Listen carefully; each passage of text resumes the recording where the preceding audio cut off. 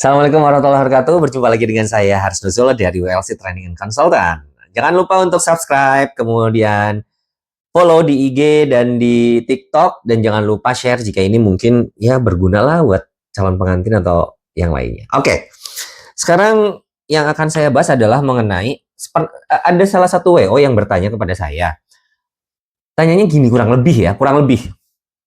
Kalau memberikan makan atau nasi kotak kepada vendor pada saat acara hari H, itu ketentuannya sebetulnya bagaimana? Jadi begini, ini sebetulnya tidak ada ketentuan tertulis, tetapi sudah menjadi kebiasaan atau hal yang sudah lumrah di dunia pernikahan, di industri pernikahan.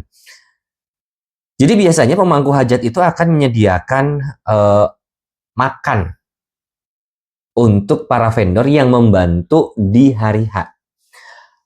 Kebayangkan ya, misalnya contoh, makeup artis, acara akad nikah 7:30, biasanya mereka itu sudah datang dari jam 3:30, jam 4 tuh mereka sudah datang untuk make up. Masa sih nggak dikasih makan, sarapan? Lah itu nanti sekitar jam 9, jam setengah 10, touch up, sampai jam 11, masa sih nggak dikasih makan siang? Ya ini logika manusiawi aja gitu. Itu dari makeup artist. Kemudian dari WO yang standby, ada yang standby dari jam 3:30. Kemudian teman-teman fotografi yang ngambil beauty shoot dari pagi, dari jam, bisa jadi standby 5:30, jam 6. Masa sih sebagai pemangku hajat gak mau kasih makan untuk mereka? Minimal roti, snack gitu. Tapi ada yang nggak mau ngasih. Ya, kita sebagai vendor juga nggak bisa maksa. Tapi masalahnya, hitung-hitungannya gini sih, kalau menurut saya pribadi. Dibanding misalnya pernikahannya di hotel, atau misalnya ya di gedung lah, atau di rumah lah, pesan catering nih. Untuk tamu undangan, satu packnya misalnya 50.000, misal. Satu pack 50.000 untuk di rumah. Atau misalnya di hotel dengan per packnya misal sekitar 300.000. Sekarang kalau misalnya vendor makannya bergabung dengan tamu undangan, kalau menurut saya malah jadi sayang. Misal jumlah total vendor hari itu yang ikut membantu rangkaian acara, misal ada 50. Itu akan mengambil 50 porsi tersendiri. Padahal sebetulnya itu bisa diambil atau dialihkan untuk tamu undangan. Kan akan lebih enak atau lebih elok di saat 50 pack itu kita ganti saja dengan nasi kotak yang diberikan kepada vendor. Silahkan ini dimakan, tetapi jangan mengganggu buffet atau stall yang dihidangkan untuk para tamu undangan. Vendor-vendor pada mengerti. Yakin vendor-vendor pada mengerti dan tidak akan mengambil buffet atau stall yang ada atau yang diperuntukkan untuk para tamu undangan. Tetapi jika acaranya sudah selesai dan ada makanan berlebih dari stall atau buffet, itu baru silahkan. Karena mubazir daripada nggak kemakan atau kebuang, akhirnya silahkan vendor. Tetapi di awal, vendor itu sudah seyogyanya diberi yang namanya nasi kotak. Nggak apa-apa nasi kotak. Kalau syukur-syukur mau dikasih buffet tersendiri gitu ya, prasmanan sendiri. Tapi kalaupun misalnya ngasih nasi kotak aja nggak masalah. Berapa sih nasi kotak? Misal harganya 50.000. Murah aja nasi kotak berapa sih? 30.000. Let's say ya, 30.000 kali 50. 1,5 juta. 50 vendor misalnya. Misal 50 orang. 1,5 juta dibanding kalian sudah sewa hotel yang per packnya 500 sampai 1 juta per packnya. Ini cuma nyisihin 1,5 juta untuk makan vendor. Masa sih? Enggak. Ya, gimana ya? Gue juga bingung bicaranya.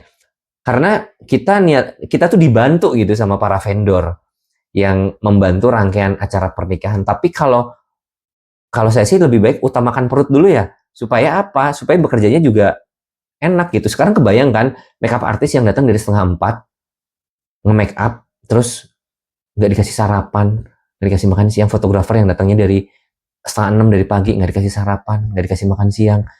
Padahal mereka terus bekerja gitu. Misal mereka harus makan dulu keluar, waktunya, karena mereka pasti kejar-kejaran waktu, nggak bisa meninggalkan.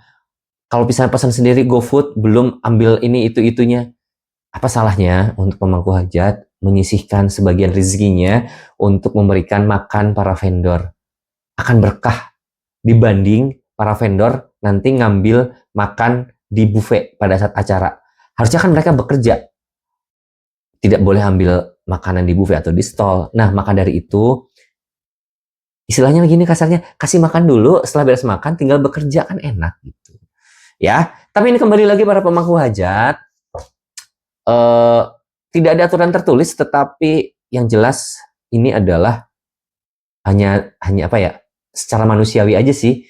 Kayak kita ada tamu datang ke rumah bantu-bantu, masa sih nggak dikasih minum acan, nggak dikasih makan gitu. Biasanya kan walaupun kayak yang basa-basi itu makan dulu gitu seadanya ya, walaupun dengan telur kita akan nawarin gitu kepada orang yang datang ke rumah kita untuk makan dulu. Tapi ini yang sudah membantu kita, sudah all out dari pagi, bahkan kok nggak dikasih gitu. Itu sih sedikit curhatan dari salah satu WO yang sempat ngobrol bahwa ada salah satu klien, bahkan ada salah satu WO yang bener-bener dia cancel nggak jadi nge-WO-in klien tersebut. Karena apa? Karena klien tersebut memang tidak mau memberi makan untuk para vendor. Jadi daripada saya tidak enak WO ini ya, daripada saya tidak enak dengan para vendor yang lainnya, lebih baik saya mengundurkan diri menjadi WO dalam pernikahan putra-putri Bapak Ibu. Sampai segitunya karena apa?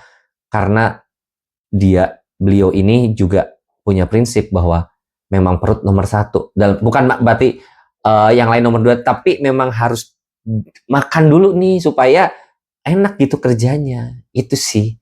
Semoga bermanfaat. Maaf kalau ada yang tersinggung, tapi ini adalah edukasi untuk kita semuanya. Assalamualaikum warahmatullahi wabarakatuh.